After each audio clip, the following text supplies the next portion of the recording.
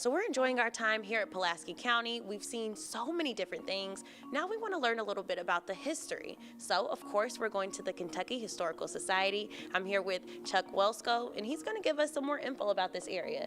So the first thing I want to know, what's the significance of the Civil War in this area? Sure. So in Pulaski County, the most significant event that takes place is the Battle of Mill Springs. It takes place on January 19th, 1862.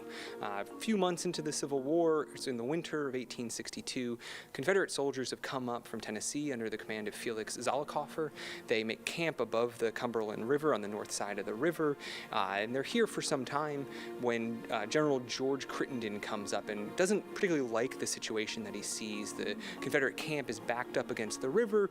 The hope that Crittenden has is that he can move his forces out. He has more soldiers than the Union troops in the area. He can move out, defeat the Union forces in detail, kind of in part, right? Take one out and then take the other one out. They leave on the night of January 18th from Beech Grove, their Confederate camp along the Cumberland River, hopes that they can march out, but things go badly from the beginning. Fortunately, the two Union forces have already met up. They are in a strong defensive position.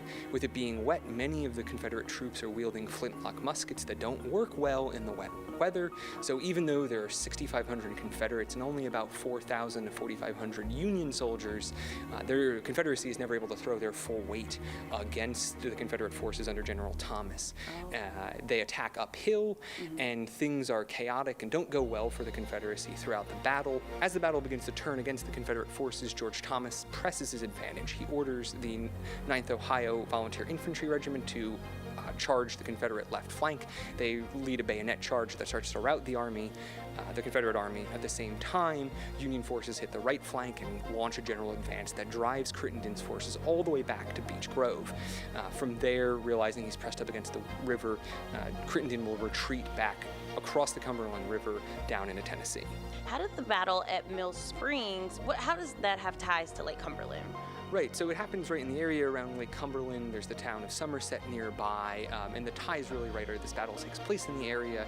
And again, although it's small in terms of its casualty figures, it changes kind of the local social-political landscape, if we want to say. As Confederate forces are forced out, the Union kind of gains control, Union forces gain control of the state. And there's a couple other occasions throughout the war where Confederates are going to pass through the area, but they're never really going to hold on to Pulaski County or other places in south central Kentucky again.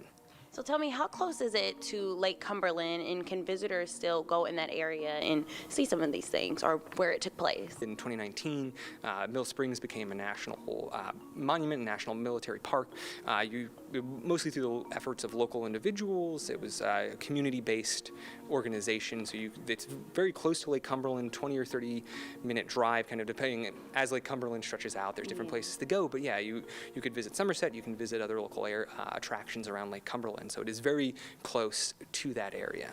And so tell me, we've learned so much, and it's really interesting. I'm sure that there is even more that we can learn. If people are interested in keeping this conversation going or learning more with you guys, what's the best way for them to get more resources? If you're at Mill Springs, or if you're around Lake Cumberland and you're looking to learn more about the Civil War on the ground, Mill Springs is the perfect place to start a tour of central Kentucky's Civil War experience. Mill Springs is perfectly situated for that, and the Kentucky Historical Society is a great place to learn about either those battles or more about just the state's experience during the Civil War and other time periods.